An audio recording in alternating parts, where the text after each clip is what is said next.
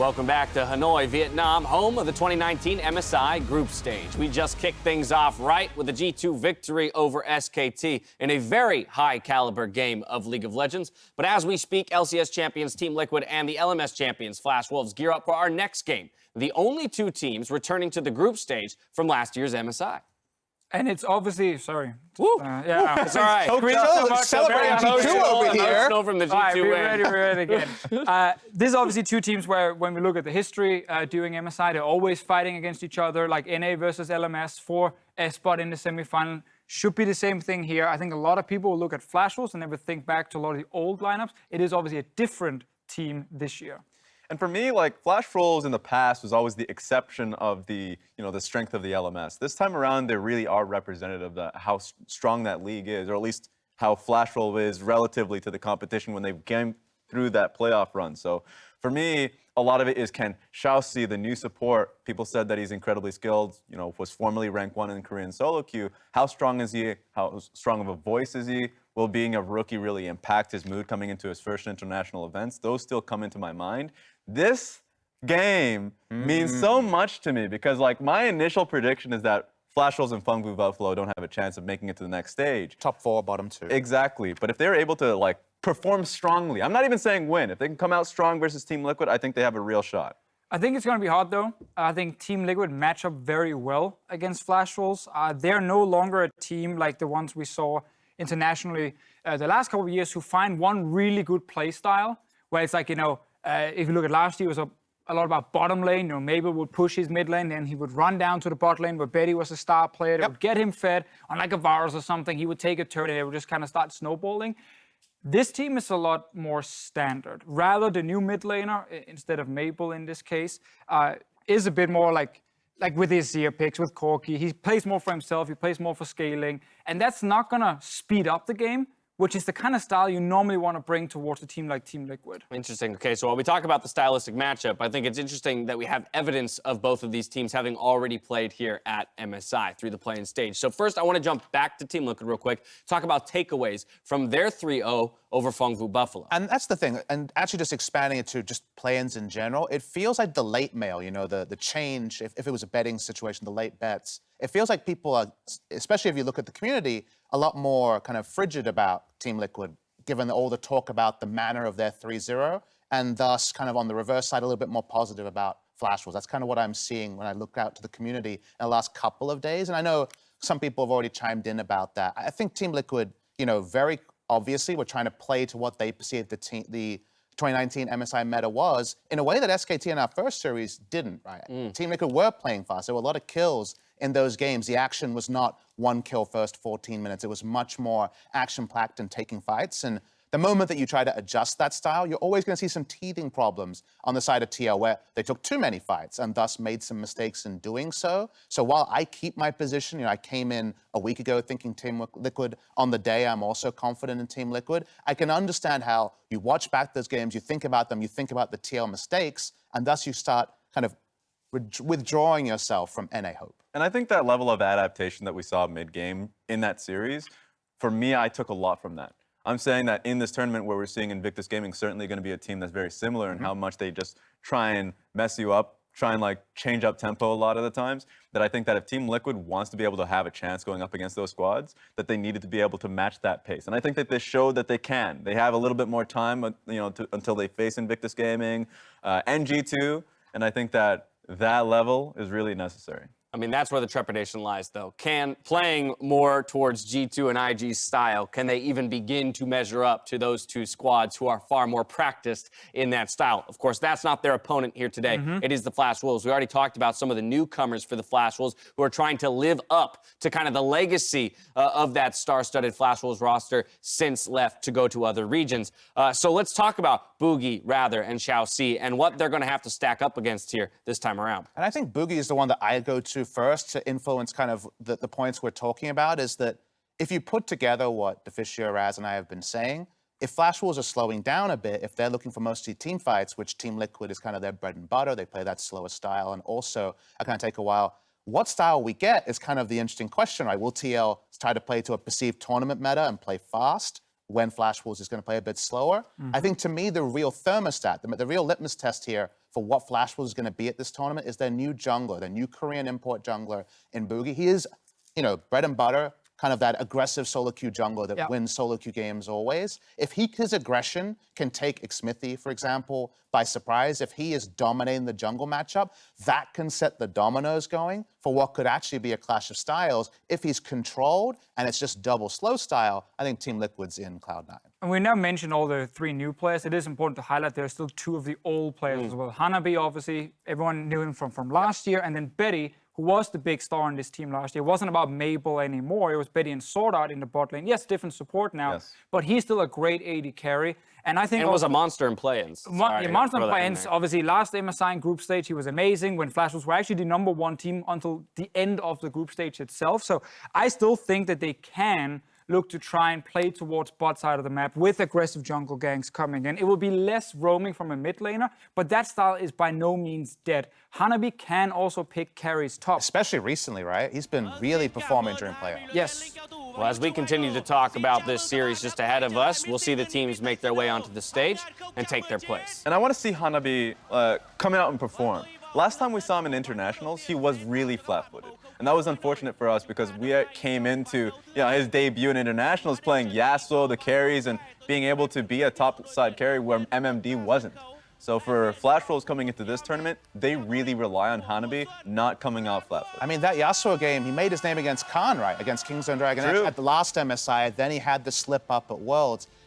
If you judge it based on domestic performance, it's back to that MSI level of aggressive carry play.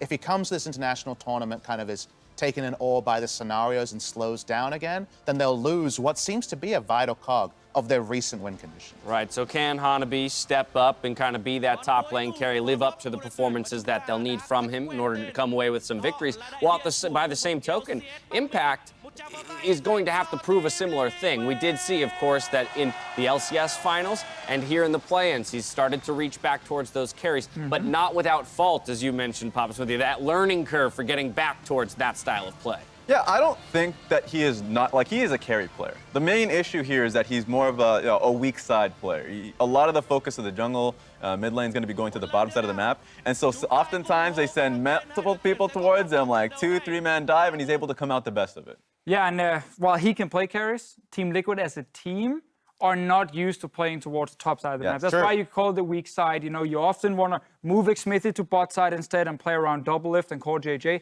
And even if you on a Jay's top lane then, you're against a jungler or potentially a mid laner. So it is why it's hard for Impact to be the solo carry, but he needs to be able to have these champs, mainly also for draft, because you can't give over too many of these super strong flex picks.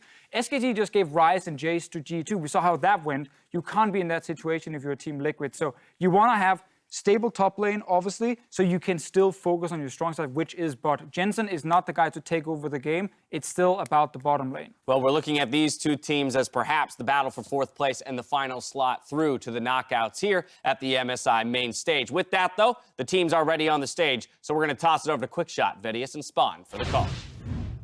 Thank you very much, Dash, and that's right. A lot of the expectations coming into the main stage of groups was that there was the big 3 of EU, Korea, and China, and that these were the 2 teams that qualified through the play-ins knockouts that had to fight for 4th place. I want to see all the teams play and see where those expectations land at the end of today. But let's turn our attention. Flash Wolves and TL Spawn, what are we anticipating from the draft here? Yeah, when I have a look at the Flash Wolves lineup, I expect them to give a lot of their early pick ban focus towards the bottom side of the map. We saw that in 8 playoff games domestically, they only took 1 pick in top 3 that was for a solo laner. The rest were support, jungle, AD carry. That's because they like to set up the global part of the map first. They're big around dragons, they're big around Rift Heralds, and they need their utility players on comfort. But I think one of the risks. I think if you one of the risks of that. One of the risks of that is, of course, that you can potentially leave things like the Sylas and the Akali open. And what we have also seen during the playing stage was that Flash Wolves put a lot of value on champions like the Sylas. And I think that it is something that they want to get their hands on. And I wouldn't be surprised if we also saw things like the Taric ban along with the Tahm Kench ban to take that away from CoreJJ. And CoreJJ is the player for Team Liquid that brings life into a complete region. NALCS MVP, but also at one point maybe the best player in the world when he was winning World Championships. This guy is hype, but mainly on those defensive support options, Vedi. Yeah, for sure. I completely agree with you, and I wouldn't be surprised if we saw another ban towards the bot side of the map. It was a strategy that the Fongfu Buffaloes attempted during the play-in stages, and unfortunately they couldn't convert it into a win, but we may see a different case of that in today's game. Oh, interestingly, we're actually going to see the Jace ban come towards Impact. This could suggest that an Akali priority comes out from the side of the Flash Wolves, but with the Rise still up and available, it was something that you could imagine both Hanabi and Rather playing as well. Yeah, that's where you have to start going down the tier list again, right? Rise, Aurelia, Akali, all up. Nautilus as well, if you value it as that flex pick. Maybe the last one, Hecarim, however, have not seen it as much. I would once again like to see something aggressive here. I want the Akali or the Aurelia. Hanabi is such a pressure sponge when he gets one of those champions. But as you've already said, Spawn, when it comes to Flash Wolves, they prioritize the bot lane in draft, and it is a first pick Kai'Sa for Betty. And after what we've seen in Game 1, this is terrifying if you're a Flash Wolves fan, because we've seen that slow, methodical group up for teamfight tempo is not currently the meta. Yeah, it certainly is not the case. But the one thing we can say for sure is that Flash Wolves have gotten themselves a comfort champion down towards the bot side of the map. This Kai'Sa is Betty's most played champion. It's something that he performs extremely well on. And even in their loss against Vega, I seem to recall him having a very impressive scoreline and still doing what he can. So I think that for Flash Wolves, it's very much about comfort, whereas for Team Liquid, they are going for those flex pick options. They are grabbing that Akali early on, but it's also to take it away from Hanabi, who has shown a lot of proficiency on the champion. And just very quickly to put some numbers to it, 15 games played for Betty's Kai'Sa with a 60% win ratio. The Akali for Team Liquid has been seen 3 times this year, twice by Jensen, once by Impact. And Jensen obviously running it into Fongfu Buffalo. Didn't look to be the most proficient in that game. And of course, we round out the phase 1 pick. It is the Braum. It's that defensive support that you like to see on CoreJJ. Yeah, it certainly is. Also one of the better answers into Kai'Sa, kind of denies the fly into the back line if you just tag her once. This is exactly what we saw out of Flash Wolves regionally, however. It looks like they have taken that step back. Would expect to see a jungle pick up here, something like a Lee Sin. For Bugi there in the jungle, they did mention a little bit more solo queue-esque, a little bit more try and run over your team early and set up the plays around the map, is kind of the one statistical or like wild card factor of an otherwise pretty composed Flash Wolves lineup. Yeah, and as you predicted, Spawn, there's the jungle pick. It would be the Nocturne, though. I don't like this pick into Akali very much. I think it's a very difficult lane to gank, and I think it's a difficult lane to play around as well. However, if the assumption is that Xmithie will go towards the Lee Sin, one of his most played champions during the regular season, in terms of the 1v1, it does very well in terms of ability to duel against him early.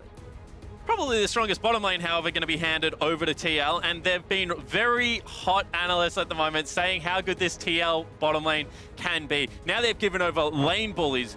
Sure, it is going into Galio. Galio stops a lot of that aggression just by having so much push early on in the game. Everything he does is AoE. He's also going to be a target support. But just the anti-threat he has with the AoE taunt, interested that they would run something so lane dominant into a Kai'Sa Galio. Yeah, I think it's clearly a confidence-based decision. They want to make Doublelift one of the big carries. They want to have a lane that they can actively play around. Now, we have to recall that Sejuani is still up and available for both these teams. It's something that Xmithie has played a lot in the past, and he even played it in the play-ins to some pretty impressive effect. And now we're just seeing the Rise being taken off the board, deny that away from the Flash Wolves. We could also potentially see, looking at other lanes, they may look to take the Aurelia away, something that the Flash Wolves don't typically go for, but if you're looking at flex picks to deny, just take that one off the board. And of course, with the cannon taken out, the pool is Impact's most played champion over from the LCS.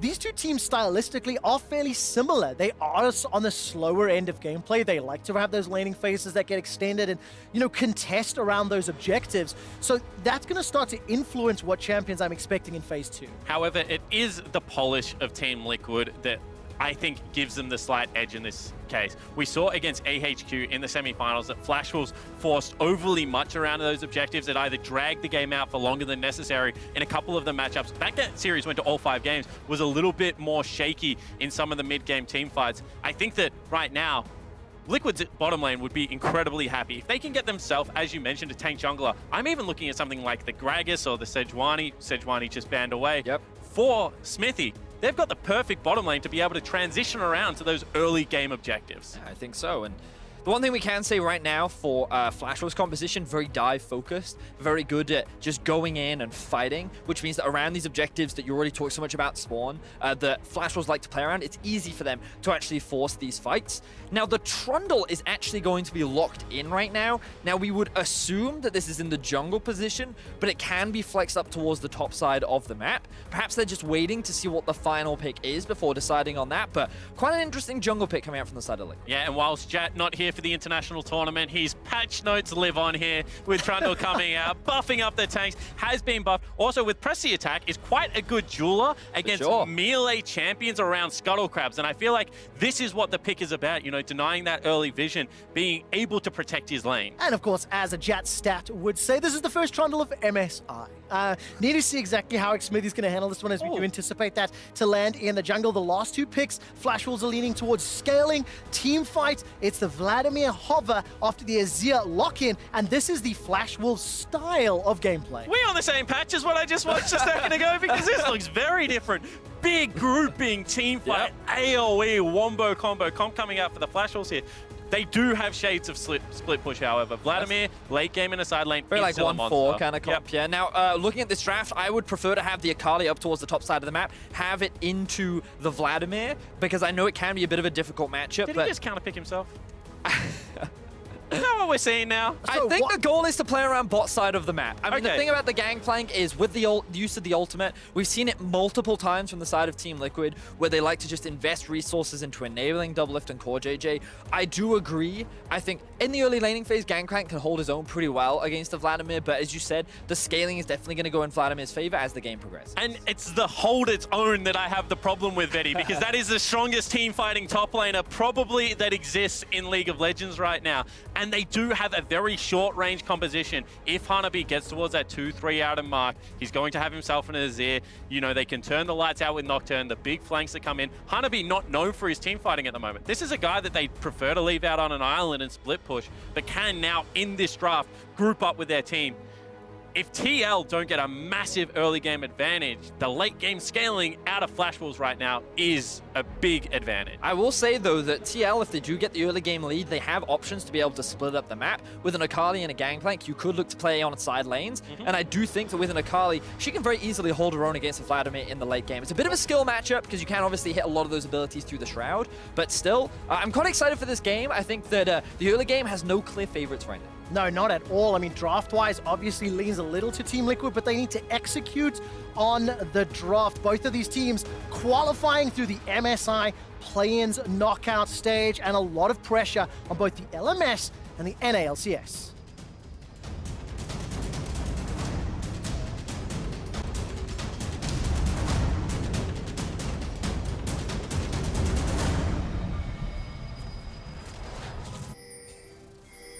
And welcome back to the Flash Wolves taking on Team Liquid in the second game of the MSI group stages, which is obviously taking place in Hanoi in Vietnam.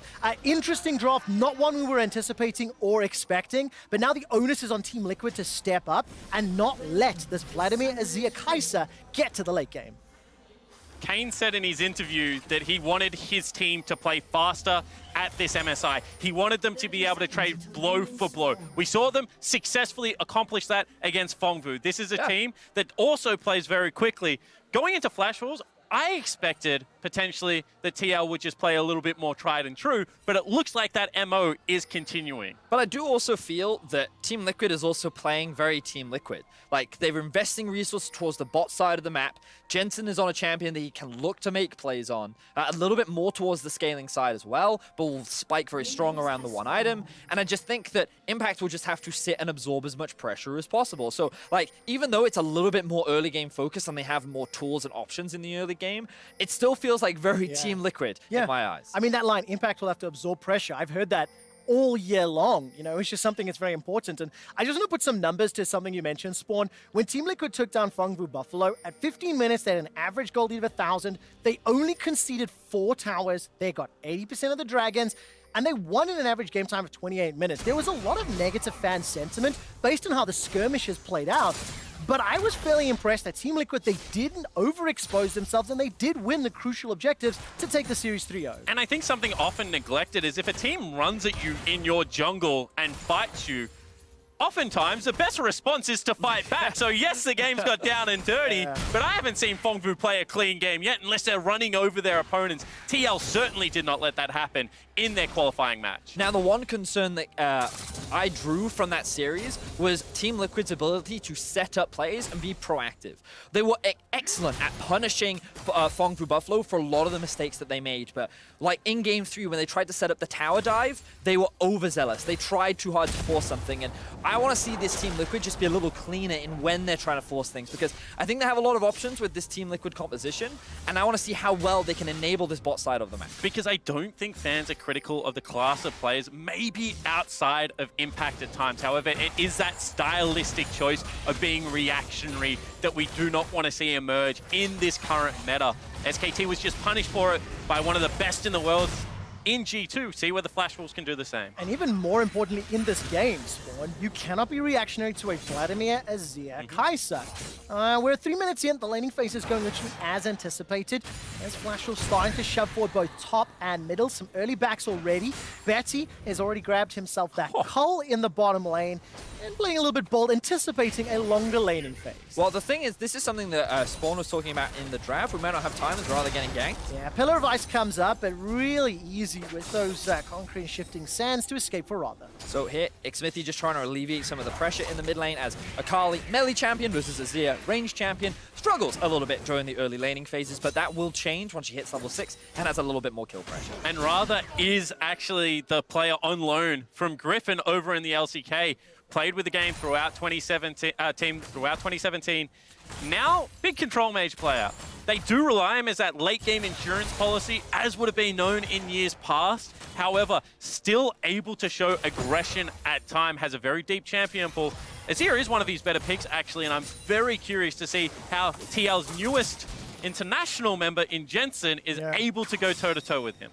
And so now I'm looking at in terms of where this pressure is being applied, because we can see towards the bot side of the map, something you mentioned in draft, Spawn, was that this Galio can be pretty effective against a short-range Lucian. Every time he tries to dash in, the risk of the knock-up and the taunt, very, very dangerous. And against the Braum, Galio has that extra bit of wave clear, so when paired up with a Kai'Sa, who typically can struggle in the laning phase, it actually helps her out a lot and actually allows them to have a push for a lot of the early laning phase. So while there is a bit of a deficit right now, there's obviously a big wave building up that Betty will catch and close that gap. And I was curious that Doublelift went with heal in this matchup, because it is one of those matchups that if you get caught out once, you know, maybe at level 6 paired with the Nocturne ultimate, you will get CC locked and you will probably fall down. Also, Lucian wants to be dashing forward. If you have that cleanse, you can absorb the taunt, look to outplay the knock-up that comes out of Galio.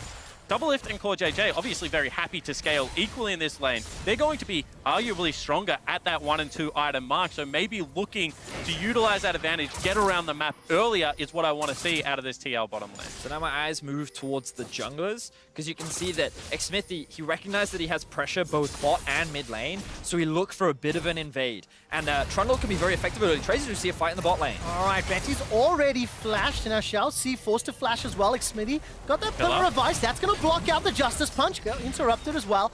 And ShiauC's able to escape, but for the exchange of an Ignite for 2 flashes. Yeah, great pressure exuded on the bottom lane there. You can see that now with the big wave stacking in, teleport coming out of Jensen, they can look to push in mid lane and try and force them away or gain control over the bottom Rift Scuttle. I feel like so much of this game is going to be determined by early river control and ability to set up objective first, because we know that, you know, 7 to 10 minutes, these teams want to be looking at Infernal Dragon into potentially the Rift Herald. It's funny that you mentioned that, because something that Spawn and I were talking about last night was 7 to 8 minutes every single game. Bugi looks for a gank bot. Without a doubt. He's going to do it every game. It's one of his most consistent patterns. It's largely because he's looking to play towards the Drake. Something that Spawn talks a lot about during the play-in stage, where they like to go for Drake into Rift Herald and try and secure these early objectives. So we're 1 minute to 2 minutes away. Level 6 is on the horizon. Keep your eyes on Bugi, as he will likely look for that play ball. Yeah, start the clock. I'm going to be watching for it, but you know, we've had a lot of time to discuss anticipations and expectations for this comp, because when you look at the 6 teams in the MSI group stage, 3 of them are slower tempo, and two of them are playing right now, with Team Liquid and Flash Wolves liking to contest those objectives, liking to get through the laning phase. Is one of the big points you had in terms of preparation, Spawn. And it's going to be interesting to see those first Drake fights and those first Herald fights, because I'm nervous for Team Liquid if it doesn't go their way. How do they contest and stop Hanabi and Rather when they get to the team fight stage? But I think that's what gives me confidence in the Team Liquid lineup, because I think that they are a little bit better at preparing them. And, you know, early ward in bottom side mid, the fact that they've secured the Scuttle Crab, they're stopping bases, trying to make lane space at separate times, and then Impact took a very favorable trade to get the disjointed teleport. So Impact's going to be back off cooldown and has the ultimate available. Tick-tock, 45 seconds early. Maybe this will throw Team Liquid off. No, that's a joke. The Paranoia is available here for Bugi. There's no flash for Betty or ShiauC. Getting closer to 8 minutes, but on cue, Flash Wolves have the game plan. Double pink ward bottom side jungle. They don't have eyes on Xmithie at the moment, as well as the fact Impact's ultimate available. Making a play cross map against Gangplank is a danger. Yeah, I think Team Liquid's very aware of the potential gank. If we spotted it in the VODs, it's very highly that Team Liquid spotted it in the VODs. And here we see the ulti. It's going to happen anyway. Well, there we go. Just before 8 minutes, but the damage is so high. Now Flash Wolves are on the retreat. Needs to find the stun. That's Betty locked down. He's got no flash, remember? First blood picked up by CoreJJ. And whilst they do it all the time, it doesn't always make it correct. TL scout the play, Impact drops the ult, and they get the kill. Betty getting stuck in the wall. He looked like he was out, but a perfectly placed pillar from Xmithie secures the kill onto Betty, and Team Liquid lead with first blood. I mean, you just got to give all credit to Team Liquid. Not only was Xmithie in place, they played it well. I initially thought the burst damage was very high and made me nervous, but Team Liquid, they knew exactly what they get. First blood and the dragon. But this is why initial trade of summoner spells is so great for Team Liquid on the bottom map. They just had every advantage. And, you know, this is what a good draft gives you. If you've read the fact that they're going to go slow, you've counted out the first Nocturne ultimate, everything on track for this game to settle, you know, start to scale up, and not in the same fashion as G2, but 1-3-1 still can be enacted here to continue to secure farm. So here we see Xmithie. He's trying to clear out a ward. Flash Wolves think that they've caught him out of position, so they go for the all-in. But the immediate follow-up from the bot lane of Team Liquid means that they can go for the 3 versus 3. Now, in all honesty, I don't think that should have resulted in a kill if it weren't for that perfectly placed pillar that just locks him in between the wall and the pillar. So really good stuff there from Xmithie to allow Team Liquid to find this first blood. And of course, it's Betty that goes down. The tip of the spear for Flash Wolves. The stats you're seeing on your screen are from the LMS and the LCS respectively. And we're looking at two of the heavy carries, the main carries for the respective teams. And you can see that Doublelift, on average, higher CSD in his local league, higher goal difference, higher kill participation. And this is, of course, also because Flash Wolves had a more difficult split than usual. But it's Doublelift and Team Liquid that have the advantage, and they've already kept Betty down. Yeah, when you think about Flash Wolves, you're thinking about the team that comes through the LMS in first place. However, this is the second or third place LMS lineup. People had debates about whether AHQ was actually going to be able to take the split off a great end of season run. Flash Wolves actually came into both of their best of fives as maybe underdogs for the first time. And you can see right now they are once again going to have to play on that back foot. Now, I appreciate the observers highlighting where the goal differences lie. You can see that while the Flash Wolves bot lane is struggling, Hanabi is still doing well towards the top side of the map. He's built up a pretty healthy CS advantage as we see a gank in the mid lane. All right, Emperor's Divide does not push Jensen forward. Paranoia has already been used. Rather is going to be saved by Bugi. Now, Impact is... No, sorry, correction. Jensen was backing away. So we need to see if the cannon barrage was going to come down. Did not at the end of the day. Bugi close enough to save Rather's life. I actually really like this play from the side of Team Liquid. Rather not running the cleanse means it's actually very easy for Akali to set up the gank with the ultimate. And because he used his stealth with the W, Rather's ultimate actually made connection to no one. And because of the amount of mobility that Jensen has, he can very easily dive and duck and maneuver around these big CC utilities. So I like the setup. Unfortunately, they couldn't quite convert it into a counter. However, they will be able to potentially convert this into a Rift Herald. Also, both early game objectives uncontested off the back end of good Xmithie counter gank. Yeah, every single objective. First Blood, first Dragon, first Rift Herald. You can already see some of the backs starting to come in as we're 11 minutes in. Team Liquid have got just over 800 gold in the advantage. And with the help of the Rift Herald, they should be able to put some additional pressure in one of these lanes. Outside of Impact being bullied a little in the top lane, I still think he's going to have some additional bonus gold from that GP barrels. And lanes are matchup dependent as well. So I think that Impact at this stage, to be down 20 CS whilst having kill contribution in the bottom lane gank and playing very safe on the top side of the map, has never really been in danger. CoreJJ, however. Ooh, little bit of damage. Xmithie's got the blast cone behind him, takes the blast cone. Pillar of Ice is available, and if you look at the minimap, Bugi's making his way through the jungle. It's just going to be flirting with danger and no further follow-up. But all I was saying is I think Impact's in a fine position right now. Sure. He's going to be able to side lane successfully. You said that's the role. His ultimate is well and truly online, and you can see that Flash Wolves haven't really found an avenue yet into the game, even expending 2 of the Nocturne. And I feel like both these teams are very playbook focused. When they have a lead, they're actually very confident with what they're supposed to do with that lead. But when things start to go wrong and the game starts to fall apart, sometimes they can struggle to find ways to take back in, because similarly to SKT, they won't necessarily take risks. They won't take those 50-50 plays and assume that they can just outplay their opponents. And this means that, like, I'm looking at Flash Wolves now, wondering what ways can they look to try and come back in. And that ultimately comes down to this big wombo combo teamfight that they have. Yeah. Nocturne, Galio, Vladimir, Azir are 2 items. This powerhouse can swing a dragon or a baron fight very quickly in that. Well, the gold is completely even, 12.5. First big items, Luden's Echo for Rather, Gunblade for Jensen, Blade of the Rune King for Doublelift, but it's Team Liquid that are sort of in the driving seat. You know, they've got the objectives, they seem to have the answer for now, and this is a Team Liquid that, you know, had to reverse sweep their finals to qualify.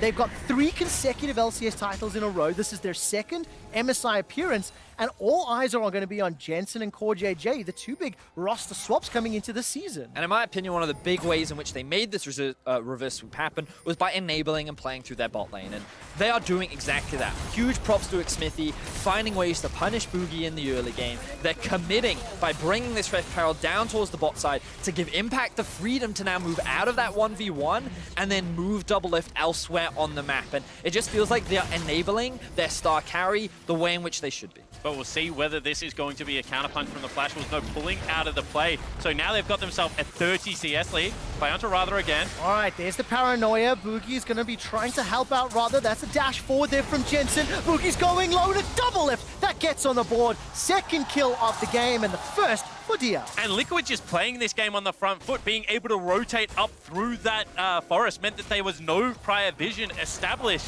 for this Flash Wolves lineup. They know exactly where Flash Wolves want to go, and they're cutting them off every time. And look at the timing. Mountain Drake available immediately after Bugi goes down. That's 2 paranoias in a row used defensively on a champion like Nocturne, where you really want to be going forward. And Trevor, I have a feeling that the Flash Wolves thought this laning phase was going to go for a little bit longer, because they bought a Cull. They've got themselves a Comet on Azir, and they've gone Luden's Echo. This is much more of a short, sharp trade kind of build. However, Flash Wolves TL has actually pushed the tempo quite nicely, and now this laning phase, it's done. Yeah, and now we get to see what TL can do once they've got this kind of an advantage. So I think this is a big mistake from Rather and Bugi. It looked like they were trying to answer towards the bot side, but the reality was their bot lane was pushed underneath their tower. Team Liquid was naturally going to have a numbers advantage. So trying to get vision control over your bot side of the jungle was just asking Team Liquid to engage upon you, and you're just asking Doublelift to kill you and take away that free gold. And Doublelift will say, yes, please, may I have some more? It's a 2,000 gold lead, 6 plates to 2. Infernal and Mountain already underneath the Team Liquid's belt, with the next Drake being Infernal as well. And this is just Team Liquid in complete control. I'll remind you that the analyst desk all predicted Team Liquid to win this game many hours ago, anticipating that Team Liquid's ability to play the map, to play the team fights, to respond to Flash Wolves' playbook is being seen as expected. And I think it's one of those things where we talk a lot about G2 and IG style versus SKT and Team Liquid style, and Flash Wolves fall under the same style of Team Liquid and SKT. And one of the big expectations was that Flash Wolves would not be able to play that style to the level with which Team Liquid could. And with the players that they drafted into this team at the beginning of the year, they wanted to perform internationally. They wanted to show that they can look to challenge one of those international titles. And I feel like we're starting to see the growth of this team. While they are still playing through Doublelift, while they are still focusing their attention towards the bot side of the map, what they are also doing is looking to play a quicker game. And it is important that they can do that considering G2 and IG are at this tournament. Yeah, and this part of the game sucks for Flash Wolves now. You got a top lane, long lane Azir, trying to catch the wave as deep as possible, but not wanting a wave to build up. Turret dive always going to be on the table for this Akali. And you can see time and time again, Flash Wolves are trying to duck their head into the bottom side jungle as well. Take away some of that vision that is starting to accrue around the Dragon area. I just want to point out how well Team Liquid have set up bottom vision control as well, and just how safe Impact is on this split push. Yeah, and this is going to allow Impact to claw back that deficit. Still down 25 CS, but it has been 25 CS for 10 plus minutes. He's got the Trinity Force completed into the Proto Belt, as well as that Hex Drinker. Going to be doubly effective, obviously, against the Vlad and the Azir. And you can see Doublelift and CoreJJ applying pressure in the mid lane before moving top. Now that is exposed, and that means that top tower is going to take a hammering. Yeah, so let's kind of look at next steps for Team Liquid, because what they want to do is maintain mid control and inevitably take that mid tower down. But in order for them to do that, they need to gain vision control in the enemy jungle so that Flash Wolves are forced to play defensively, and the risk of a flank on that mid tier 1 is a real possibility, which is hard to do unless you take that tier 1 down. So what you'll often see is them push in mid, move up through the river, and then join up with the Akali when there's a wave there to siege onto that tower and move back and forth between the two. However, due to the nature of these teams, I only expect it to go for a couple minutes more. It is about a minute and a half away from the next Infernal Dragon spawning. I think it is still crucial for them to protect some of that bottom side vision. Yeah, and let's see whether or not Flash Wolves are going to be able to contest 1-2 items on the way for those teamfight carries in the solo lanes. So it's definitely going to be helpful. And of course, for Flash Wolves, Spawn, this is also a team that had to rebuild. You know, Flash Wolves were not the de facto favorites coming into the MSI qualifiers. They had to take down Mad in their finals. They had to qualify through AHQ the previous round. And this, while it is the 4th MSI the Flash Wolves have attended, it is a very different looking Flash Wolves to seasons past. Yeah, the Exodus started with Casa in 2017, then moved into, people like Maple and Sword Art, also going over to the LPL, new coaching staff coming in. Same carry players in Hanabi and Betty, they were already starting to come on board with this team. But Rather and ShiauC, in my opinion, are good replacements for the members lost. They have shown domestically and at MSI playing so far that they play this stage of the game quite nicely, and I think it kind of suits the style that Flash Wolves' already existing carries wanted to play. And I need to see more from Flash Wolves in the hype video at the beginning of the day. They said, Taipei, we're coming for you. Flash Wolves have never missed the semi-finals of MSI, and right now they're being pushed down. There's still 2,000 gold behind Team Liquid. 2 dragons down, a tower down, and that Infernal Drake is coming up shortly. Look at the vision, look at the posturing around mid lane. We're getting set up for another fight. And their combined costs away from that 2-item spike that you wanted, Vedius, to be able to contest, but you can see still confident enough to walk out and check vision. This is a dangerous spot for Flash Wolves, but they don't want to give up this Infernal Drake. They have no vision, and look at how TL have set up the minimap right now. Notice how the Akali is pushing out the bottom lane, but staying towards that side of the map so that he can join should the event that a fight kick off, and the teleport and ultimate available for impact. They're now looking for ShiauC. Not able to find it. Yeah, gets cut off by that Pillar of Ice. Betty's trying to wave clear mid. That tower is so close to going down.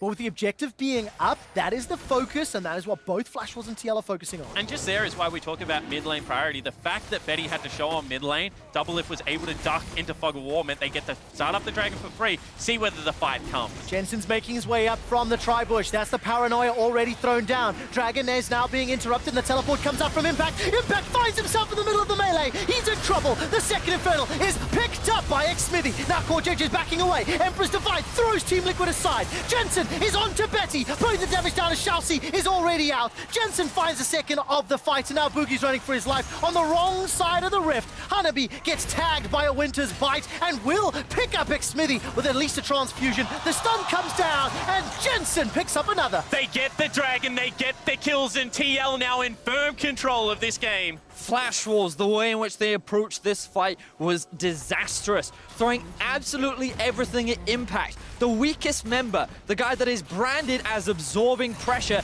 and he absorbed 5 members beautifully. A stopwatch at the perfect time to allow the rest of TL to reposition and collapse on the Flash Wolves. Yeah, feels like the ready check just wasn't done. Who has stopwatch? Who's got the defensive item? Because he teleports in an awkward position. He immediately drops ult.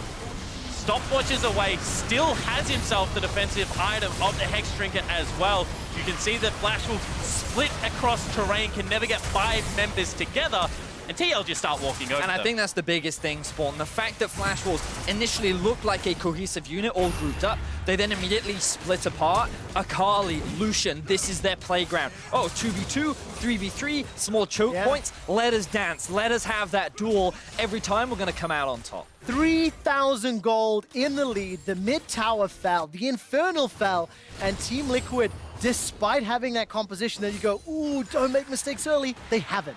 They've played flawlessly. They've read Flash Wolves like a book, and Team Liquid have all the answers. And this isn't the first time MSI that this has happened. I feel like game 1 of Vega Squadron versus Flash Wolves, Vega also did a very nice job of reading what the Flash Wolves were wanting to do. Flash Wolves seem to be that team that takes a little bit more to get going. And this is why I think a lot of analysts also had high expectations of TL coming in, because this isn't a quick-paced game. And they've led every decision-making point and just shut Flash Wolves out of what they want to accomplish. This is a team, when they play the game on their terms, do not make those mistakes. 22 minutes in, 2 items completed already on the side of Team Liquid. You've got the Executioner's Calling as well as Hex Drinker. Still looking to be upgraded for impact, but Morella Nomicon, Black Cleaver, Blade of the Rune King, Doublelift and crew are going to be very content to push towards this top lane. Look at the minimap, 4 members stacked going up, and Jensen has TP if needed. Yeah, the Unsealed Cellbook gives them a lot of flexibility, meaning that Jensen can be moved from the far side lane to the close side lane. And with Impact's TP being on cooldown, he's going to apply this pressure towards the Azir down the bot side of the map, who's now going for a Luden's Echo into like Banshee's Veil, Berserker's Greaves, bit of a haphazard all over the place build. Will give him the attack speed that he wants, but it's giving so much freedom for Team Liquid to set up full vision control around the Baron, because Azir is miles away from the fight. And we just have another game where they've forfeited all form of control. They haven't been able to pressure Team Liquid away from objectives. The one time they tried, they get wiped in the team fight after the objective falls down, just not getting there early enough. And once again, you've got to applaud Team Liquid's cohesiveness. That's 5 members recalling after getting control of an area, back on with pink wards littered throughout every inventory. They know exactly how they want to close out this game. And take a look at this. Very confident call here from Team Liquid as the teleport is going to come into the Baron pit. CoreJJ steps forward. Reminder of how different CoreJJ has had an impact on Team Liquid. He has the fight set up. Not going to go just yet. ShiauC's instantly blown up. CoreJJ manages to find the kill. And this is perfect, excuse me, from Team Liquid, because the worst case scenario for Team Liquid is they're grouped up in a small Baron pit, allowing this full wombo combo to rip them apart. So instead, they bait the Baron and turn and fight. They never give that opportunity. They now have a numbers advantage, and they're looking for more picks. It's starting to get ugly here. Yeah, and it has been for a little while, I think, Spawn. Bugi, once again, defensive paranoia. He's only used her on the retreat. He's only used her to fall back. And what I was trying to set up just before is that, you know, there's a lot of eyes on this Team Liquid roster. They won both LCS titles last year.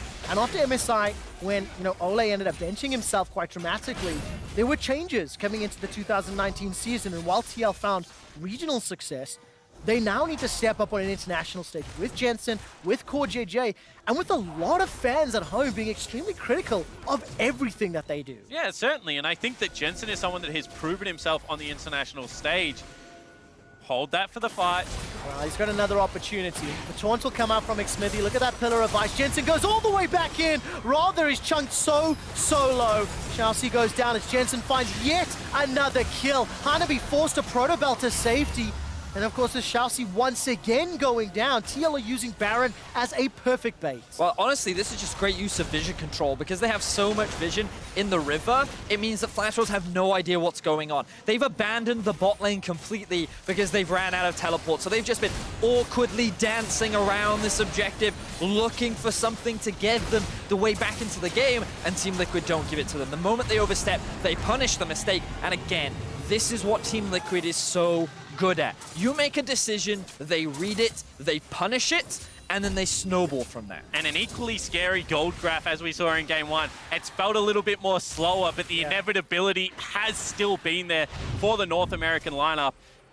As Vedi pointed out, this is just the ability to hold and control deep vision. They're right in the jungle right now of Flash Wolves. Nowhere near the Baron, but they're all ready to turn. They're not allowing the Wombo Combo Comp to take effect. Yeah, it's beautiful stuff from the side of Team Liquid. And you can just see on the minimap how all the side lanes are just kind of crashing into each other, because for Team Liquid, they're fine. They have the gold lead. They get to threaten the Baron, whereas Flash Wolves, they're just losing more and more and more resources. And just perfect execution there from Jensen. He's 3-0-2 on the Akali. Got himself that bouncy. Doublelift 2-0-4 on the Lucian. And the man I've spoken a lot about, CoreJJ on his Braum, 2-0-3. It's just TL are playing, they're reading Flash Wolves and they're responding and they're setting up the proactive plays very, very well. With Baron now as well, and of course the fact that Jensen's pushing the top lane, Impact's down bottom with teleporting Cannon Barrage. This is now just a 1-3-1. It's going to be TL's game to win. And it's not flashy, but this is a team putting another team to the grind. And when you saw the veterans added to the TL lineup, I think this is what everyone hoped that you would see on the international stage. This is what success looks like when a TL branded team comes out, controls the pace, and just shuts you out. And of course, the question we're going to find out as the day plays out Desperation here. is whether or not it's going to be quick enough. There goes Bugi, he goes in. Hanabi completes the TP, and this will be just in time for the Guardian Angel to come back up. That's Hanabi already down. ShiauC's running for his life. Jensen dashes all the way in, waits for the taunt to come out. He turns his attention over to Rather. Rather escapes with his life for now, burning down from the Ignite. Doublelift takes the tower. I think the Ignite takes down Rather. That is 4 members of Flash Wolves down. Perfect team fight from the side of Team Liquid. Flash Wolves went for the desperation play. They knew they were going to lose this game, but it was not enough. 5 members still alive. Team Liquid looked to get their first win of MSI. And you could see they got the pieces together, but they could not make it work. TL will push the Nexus. Yeah, I bet he's going to get jumped on for the time being. Jensen fancies himself a dive. Not right now as the Nexus is being focused. The North American LCS team, Liquid, will take down Flash Wolves to open up MSI groups. What felt like a slow start ended in the complete opposite. From Baron to finish in 2.5 minutes, it was decisive, it was clean, and it was all Team Liquid. And keeping the average game time below that 30 minutes. Whilst we keep saying slow, methodical, as you mentioned, as soon as they get the advantage, they are confident enough to push for the end. Flash Wolves didn't throw the same punches as Fongbu, but it looked like they had equal opportunities to win this game because it was a shutout. I mean, what for me really stood out is that when Fongvu played against Team Liquid, there were moments where you were like, oh, if Fongvu executed a little bit better, maybe they could have actually pulled out a win or two against Team Liquid, maybe. But here, it felt like that Team Liquid were constantly forcing their opposition into making bad decisions and then punishing them. And this is the growth that I like to see from Team Liquid, because while it's not perhaps the same proactivity like a G2 would bring to the table, it is still a play that forces their opposition into getting the style that TL wants. If you can execute the defensive play flawlessly, maybe you can contain proactive. Those are questions we'll find out later. To get more insight on how Team Liquid won today, let's hear from the State Farm Analyst Desk. Thank you very much. Quick shot. That's exactly right. A win, W in the win column for Team Liquid. It's going to feel good here against the Flash Wolves. However, it was an expected victory. The first thing I want to call back to is the stylistic mismatch that we had kind of, previewed here. And it looked like it played out pretty much to the T. Yeah, that's kind of the thing for Flash Wolves is they're not like a better late game team than Team Liquid. So we were looking more at early game, but that's no longer where they have their strengths with this new lineup. So it ended up being a fairly slow early game, as we expected as well, which is only in favor of Team Liquid. And we were just kind of waiting for one opening, and it actually happened in just a 2v2 trade where Betty has to flash out, ShiauC has to flash out as well. And this now means that they can't actually do anything on this bottom side where they have a Galio pick that they want to try and use to set up a gank with the Nocturne. When he ends up showing up, it's the Trundle they jump. Yeah. That's not okay. Follow-up play comes through. Excellent Trundle No pillar. flash. Yeah, what are you going to do in this situation? So all this composition that Flash Wolves had entirely based around Nocturne being able to set up into the bottom side of the map, erased. It's gone. Just based off that 2v2 there. So Doublelift coming up strong in that matchup. When we're thinking about concepts for how Team Liquid could kind of subvert what we kind of saw being the inevitable late game scenario, the couple that we posed were aggressive jungle champion from Bugi to allow him to really snowball the game. It's a Nocturne, so we know that's not going to be happening here. The other one was trying to leverage Hanabi, right? Yep. Who can be that big carry player. And the Vlad versus GP matchup, just so the fans at home know, this was Vlad picked blind as the top laner, and it's one of GP's worst matchups. So it's a self-counter pick from Impact. But this is an Impact champion, the GP. It allows him to play a carry that can fit this meta, but can ult bot lane and help with the standard style that TL like to play. So they're still happy enough to go for this matchup that's a losing matchup. The moment that all these plays that we saw in our reel there happen bot side, you couldn't actually win harder. The Vlad was up 15 CS, but you now Nocturne ult's on cooldown. The first one hasn't been used well. 3 minutes later till that ult comes in. They were never actually able to get anything out of Vlad running over GP, which can definitely happen in the 1v1, and they lost using the ult bot side. So that was where it was too much, and then from there, just kind of plain sailing for TL. And that's what I kind of liked about this game is I feel like there's a lot of things we can take away. There's a lot of things we expected coming into the group stages here. We expected GP to have insane priority for Impact. Not sure if it was going to be into bad matchups or only picked into like good matchups for him. In this case, it was just picked last into the Vladimir. So again, we see the high priorities there.